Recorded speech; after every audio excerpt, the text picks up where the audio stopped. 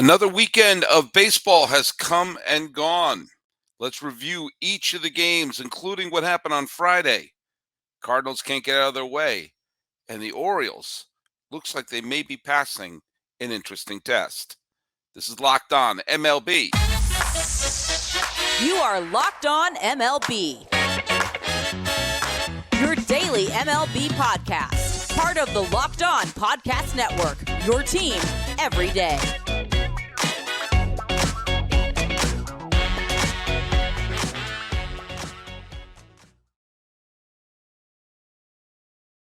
Hello, baseball fans. Welcome to Locked On MLB, part of the Locked On Podcast Network, where it's your team every day. This is the daily podcast. We talk about all of Major League Baseball. I am your host, Paul Francis Sullivan. Where's my lower? There it is, right there. You can call me Sully. I am an Emmy-nominated television producer who has been a baseball podcaster for well over a decade, and I'm now in my fifth season here at the Locked On Podcast Network. Follow us on Twitter and on Instagram at Locked On MLB Pods.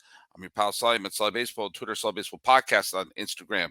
Check out all the podcasts on the new SiriusXM app, and be sure to follow us on YouTube and tell your smart device to play podcast Locked On MLB, or check out some of the other great shows on the Locked On Podcast Network, where it's your team every day. This is the show that drops to recap the weekend of games. I mean, some of the games you missed, some of the games that weren't covered by some of the other podcasts going on. I'm recording this. It's the early afternoon on Saturday that I'm recording this. So the games from Friday are over, and some of the games have already begun on Saturday. Now, the Cardinals have taken an early lead against the Detroit Tigers. I swear I'm not picking on the Cardinals, but the fact of the matter is maybe I am, because you know what? They lost yet another opening game of the series, which means they have one more shot. If they don't win the first game of their next series, then they'll go to mid-May without winning game one of any series they're playing in, which means, as always, it puts them behind the eight ball. They have to sweep out the last two games. They have to make up ground. The Pirates lost again the other day.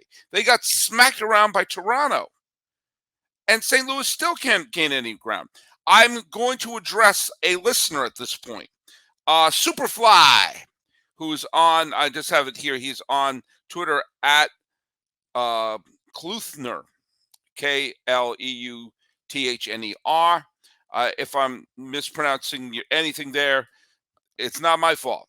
Sorry. He says, you keep saying that everybody, put in quote, thought the Cardinals were the only team that would have a division cakewalk. Yet there were plenty of MLB people who picked the Brewers to win the Central. Hell, even Vegas had them at 171 to win, and the Cardinals at plus 125. Come on. All right, let the record show, despite my enthusiasm for FanDuel, I have no idea what plus 125 or plus 175 mean. I don't gamble. I don't really know what that means. Here's where I'm just going to call you Superfly. Here's where Superfly has a point. Not everyone was picking the St. Louis Cardinals. And remember, for most of last year, Milwaukee was in first place. They were in first place at the trade deadline when they made the strange deal sending Hader to San Diego. After that, they wanted an absolute nosedive. Okay. You again, your point is well taken, but here's where I will defend what I'm saying. The Brewers went into this year with a sense that if they stumbled out of the gate, they probably were going to trade Corbin Burnes.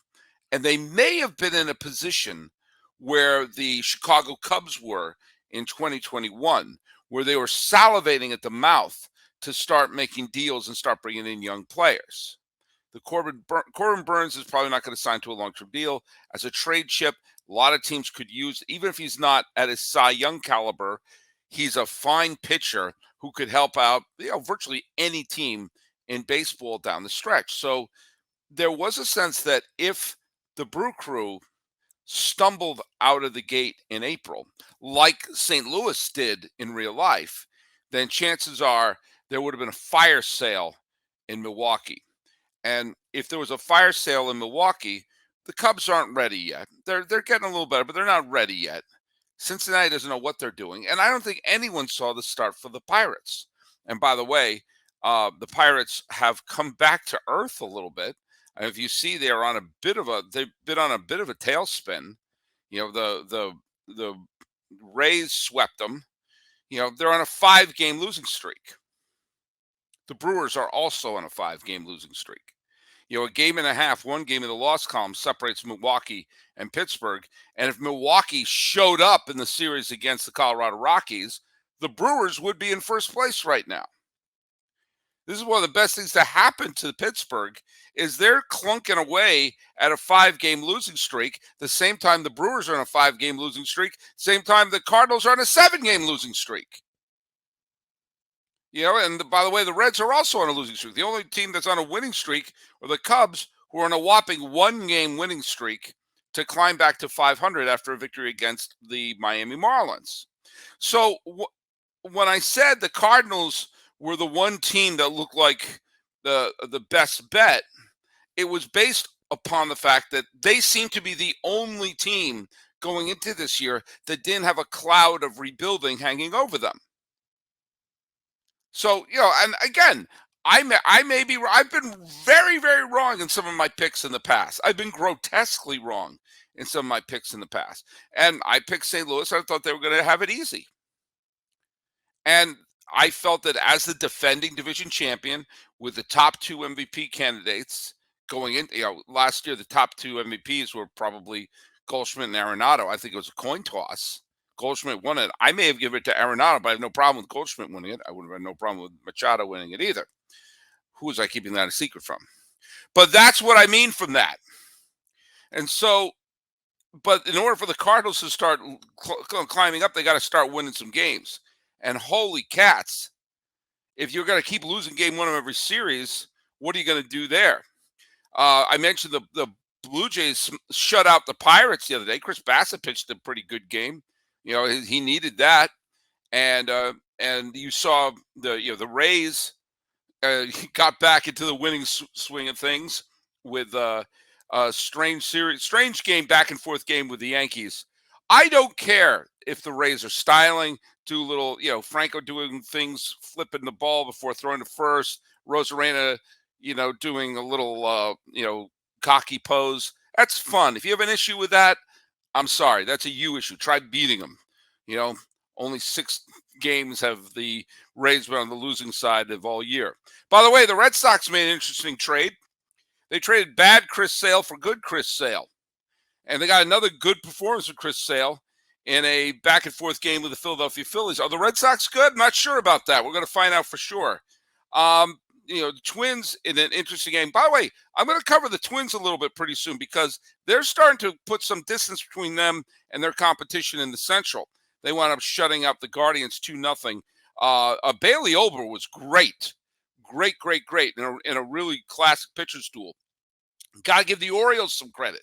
They have a big test. All those tomato cans they were facing, this bad team, that bad team. They went up against the Braves, one of the best teams in baseball, took that game 9-4. But and the Dodgers and the Padres beat the Dodgers. That's an interesting game. The Astros took the game from the Mariners. Big home run by J.D. Davis helped the Giants beat the Brewers.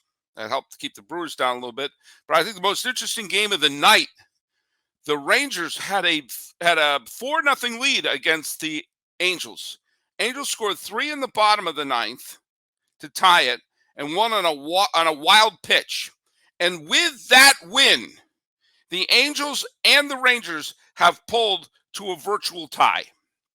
And the Angels have now won 5 in a row. I was trashing the Angels for a little bit, so I have to give them credit where credit is due. Angel fans hate me. Ranger fans hate me. I want both your teams to do well. And now they're at a tie, virtual tie. The Angels have one more win. The Rangers have one fewer loss. They play each other again today, so one will be in front of the other just because they don't have ties in baseball.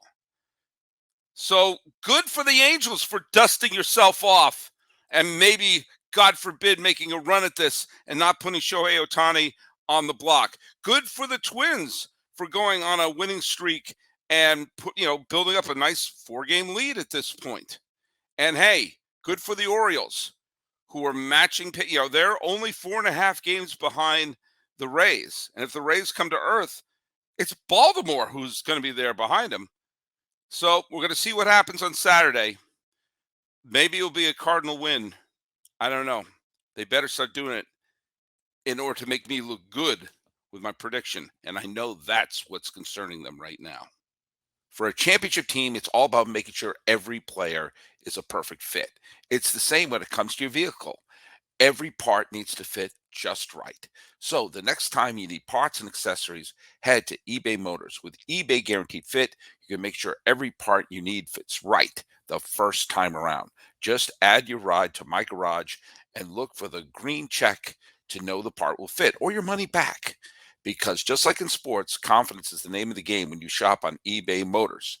And with over 122 million parts to choose from, you'll be back in the game in no time.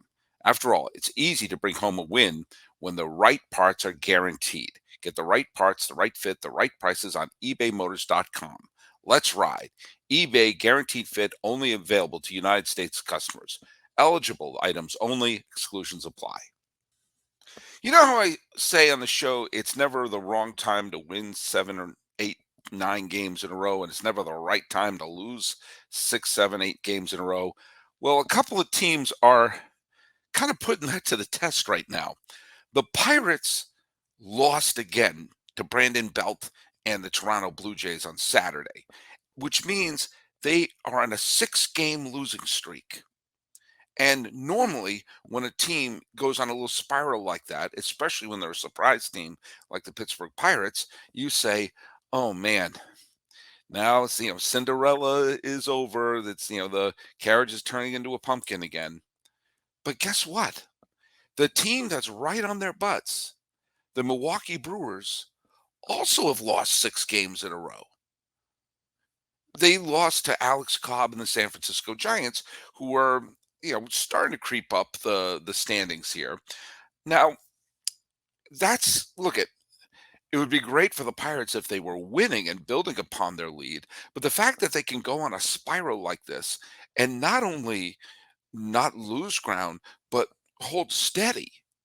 I joked with Ethan Smith of Locked On Pirates in a little private correspondence that we had, and I said, in the last 6 games, the Pirates have lost all of them, and yet have chipped 6 off of their magic number. Which, by the way, the magic number for the Pirates to clinch the National League Central is reduced to 129. And they have gained ground. Even though they've dropped 6 of their last 10 games, they have gained ground on the St. Louis Cardinals, who lost again. And so, that was a game on Saturday. If they lose on Sunday, congratulations, they got swept by the Detroit Tigers. So look at the Pirates need to get their act together, but the Brewers and the Cardinals are saying, "Oh, do what you need to do. Do what you need to do." Which will be horrific when you take a look at the standings at the end of the year. If the Brewers or the Cardinals miss the playoffs by just a couple of games, they can look back at this time in May and say, "Yeah, the Pirates were stumbling and we couldn't take advantage of it." The Red Sox have won 8 in a row. Once again, it's never the wrong time to win 8 in a row, and they've done it against the Philadelphia Phillies, and convincingly so. Rafi Devers got the big, huge hit there. And it's interesting. Like, I'm looking at this team, and I was texting with my friend Melissa Monto, who's a gigantic Red Sox fan down in Texas. And I said to her, "Are the Red Sox good?" So look at they're a 21 win team, which is better than the AL Central leader and the AL West leader. They're right now, nibbling on the heels of the Baltimore Orioles. By the way, if you're wondering, like the Rays lost a game to the Yankees. Harrison Bader got a big, huge hit for them that they needed. The Yankees needed that. The Yankees needed that big time. They got Cole pitching today. Now, Cole has had his issues with Tampa Bay, but he's also a fine pitcher and undoubtedly their ace right now. So if Cole wins, then give the Yankees credit going into Tampa Bay without Judge, without Stanton, losing that first game the way they did, being down 2-0 in the first inning on Saturday. With the Rays thinking, hey, this a sweep is possible. Give the Yankees credit getting that win and making an even match in the series. Now, if you had asked me which team has the biggest lead in their division, I would have thought it was Tampa Bay, who are even with the loss on Saturday, are 20 games above 500. They're 27-7 right now. But you'd be wrong. The Atlanta Braves, with the help of Kevin Pillar's 2-run home run against Baltimore. By the way, they were wearing the beautiful lowercase a unis. It was a variation on the uniform that Hank Aaron wore when he passed Babe Ruth in 1974. The Atlanta Braves now have a 6-game lead over the Mets and a 7-game lead over the Marlins. The Marlins are in a little bit of a funk. For a while, they were in a wild card. They're one of the wild card spots. They've dropped their last 5. The Phillies are being absolutely in a free fall right now in a 6-game losing streak. The trying to salvage a single game at home against the Boston Red Sox. But the Braves, as of this recording, have the second best record in baseball, best record in the National League, and a 6-game lead over the Mets, whose loss put them at even 500. So give the Braves credit. They dusted themselves off and are playing outstanding baseball right now. Give the Dodgers credit. Dustin May and a solid game against the San Diego Padres have the Dodgers in first place by themselves, tied in the loss column with Arizona, who Lourdes Gurriel Jr. and company. They managed to win their game. They're hanging on right now.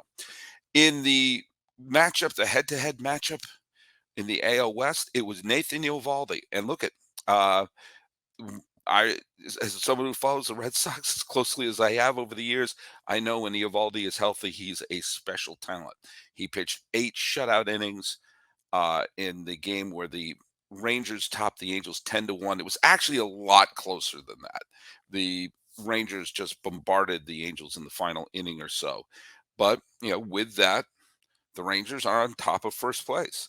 And with a wild, crazy rally, the Mariners topped the Astros, and now the Mariners and the Astros, the Mariners are starting to, put themselves together. For a while, the Mariners looked so bad. I was wondering if maybe Scott Service wouldn't survive the month of May.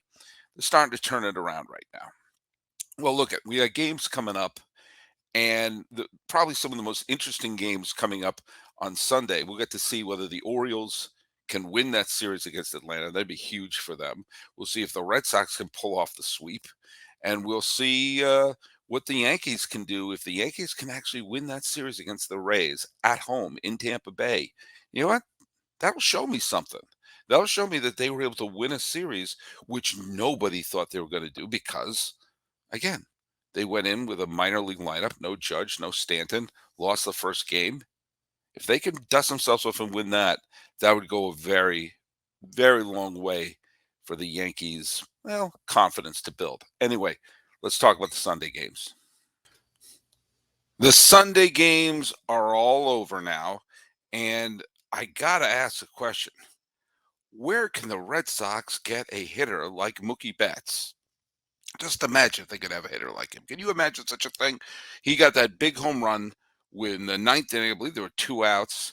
And then the bunch of the Dodger rookies took the game in the bottom of the 10th inning on the ESPN game, 5-2 final in a sold-out Petco Park. By the way, the Padres are not off to the start a lot of us thought they were going to be, but it is great to see the place full, I must say. But do you know what? It's interesting. A lot of teams that had super high expectations for the 2023 season are right now, as we start to approach it'll be the middle of May in a couple of days. The Yankees, who had just a brutal loss, they were up 6-0 with Garrett Cole on the mound. And somehow they lost that game in extra innings. Go listen to Locked On Yankees with Stacey Gottsolius. I'm sure she has something interesting to say. They're one game over 500. you have the Cleveland Guardians, who were the defending champs. They're 2 games under 500. You have the defending World Series champs, the Astros. They're at even 500. The Mariners, who are a playoff team, they're at even 500. The Mets, who won 100 games last year, nearly won the division. They're 1 game under 500. The Phillies, who won the pennant last year, they're 3 games under 500 and just got themselves up there after their win against Boston. The the Cardinals somehow won today, so they broke their losing streak. But they're right now they're 13 games under 500. But the Padres, they're 1 game over 500. A lot of the teams where there were really sky high expectations for are, as of this recording, still kind of in that middle zone. It's still too early to declare anyone bad that you thought was going to be good, but we're going to be in the middle of May in a couple of days. And the first real checkpoint of a season is the 1/3 mark, which will be at the end of this month. So we're going to see a bunch of teams inevitably be at the end of this month, not be where they should be. The team that is exactly where they should be are the Atlanta Braves, who won the final 2 games against Baltimore. They had the Kevin Pillar home run to win the game on Saturday, came from behind, and today, wild back and forth game, and it was Michael Harris II got the game winning double in the uh, it was the 10th inning or the 12th inning, 12th inning against Baltimore. Baltimore, give them credit. They went to Atlanta. They took the first game. It looked like they were going to be up 2 games to none. And the Braves won those games. By the way, a little preview for tomorrow's show. Connor Newcomb of Locked On Orioles is stopping by. And we're going to talk a little bit about how the Orioles are playing better than I think people thought they were going to. But Atlanta, as of this recording, they're on a roll. They've won their last 2 games, 7 of their last 10. But the important thing is you take a look at all of the division leaders. Tampa Bay is a 5.5 game lead right now over Baltimore. And of course, the Tampa Bay Rays are right now 21 games over 500. But that's not the biggest lead of any of the division leaders. It is Atlanta, who are a full week ahead of the Marlins and the Mets at this point. And look I thought this was going to be a coin toss division, and who knows, it very well may be. And the Braves have had a few bumps and bruises along the way, but here they are. They look like a complete team right now. And they look like they want to just take this division and make it their own.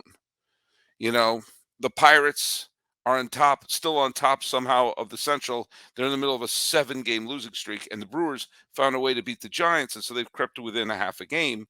And the Dodgers have, they've put a game and a half between themselves and Arizona, but the Braves are just on a rampage right now. And when you take a look at the fact that they're taking on when they have to play decent teams, they do well. They're doing well against everybody. Now, Tampa Bay has the best overall record, but man, the Braves just look like a team that they're a force to be reckoned with. Now, Atlanta has Monday off, and starting on Tuesday, they're going to play the Red Sox in a Boston would have been a Boston series. That's all I'm going to say about the games on Sunday. You can hear on the feed the recaps of some of the other games going on. I do want to just pay a little tribute because a great figure in Oakland A's history died over the weekend. It was Vida Blue. And Vida Blue is an interesting figure in the history of the A's for this main reason. He was a wonderful pitcher, multiple All-Star game appearances, borderline Hall of Famer, won the MVP and the Cy Young Award in 1971, was part of the 320 game winners who were part of the 73 World Series champion with the Oakland A's. Later became an all-star with the San Francisco Giants, had a couple of very fine seasons with the Giants, was sadly involved in some of the cocaine scandals in the 1980s, but turned his life around and became an integral part of the A's broadcasting crew, and just this great figure in A's history. But he also had an important part of the turnaround of the franchise. You have to understand this about the A's. Way back when, in the 1900s, 10s, 20s, and 30s, the A's were a powerhouse team when they were in Philadelphia and Connie Mack. But Connie Mack would not give up control of the team, even when he was in his 90s and had no business managing the team. Ran the team into the ground, and the team that should be based in Philadelphia forever wound up moving to Kansas City, where they're owned by a guy who was in cahoots with the Yankees because he owned Yankee Stadium and the A's. So there was a horrible conflict of interest, and the A's, I talked about this in a previous episode, basically became a farm team. They were a laughing stock by the last bunch of years in Philadelphia. They were basically a glorified minor league team in Kansas City. Charlie Finley took over the team, put them in weird uniforms, tried to move them everywhere over creation. They were a blight of an organization who almost never contended. They went 20, 30 years without putting a winning product on the field. And then they crept over 500 a couple of times in Oakland. And then came 1971. Vida Blue dominated the American League, was the MVP, was the Cy Young Award winner. And the A's of all teams, won 100 games and actually played in October. And completely, in a manner that had not been seen since the early 30s, the A's suddenly became a real team and people had to take them seriously. There were generations went by where the A's were a joke every single year. And Vida Blue led them to October and was the key to getting there. They already had Jackson and, Raleigh Fingers and Catfish Hunter, but Vida Blue was the one who led them to the playoffs. Now they lost to Baltimore. They didn't get to the World Series that year, but Vida Blue put the A's on the map. Now he wound up having a famous contract dispute the next year, sat out for a little bit, had for him a subpar season, but came out of the bullpen with the pennant on the line and pitched 4 innings, 4 shutout innings and was the pitcher on the mound when the A's beat the Tigers. And for the first time since 1931, this was 1972, the first time in 41 years, the A's went to the World Series. And it was Vida Blue who went to the bullpen and became extremely effective. He got a big save in the World Series, had great outings out of the pen in the World Series. And then they went on to win that World Series. They won 3 straight World Series.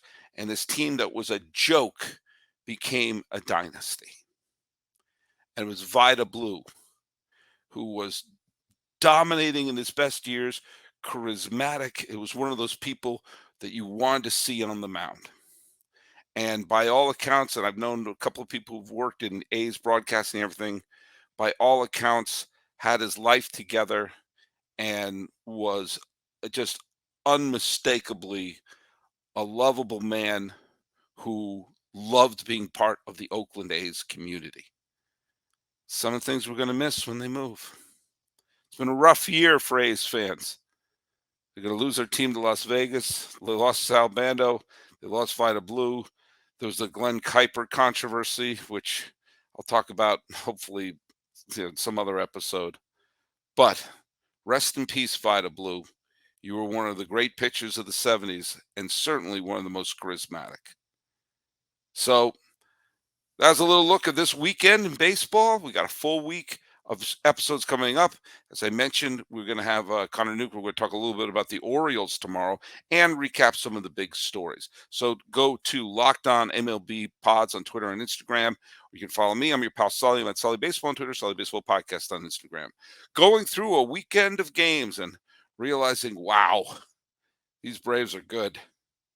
So are the Rays, for that matter. This has been Locked On MLB for the 8th day of May, 2023. I'm yours, Paul Francis Sullivan. Please call me Sully.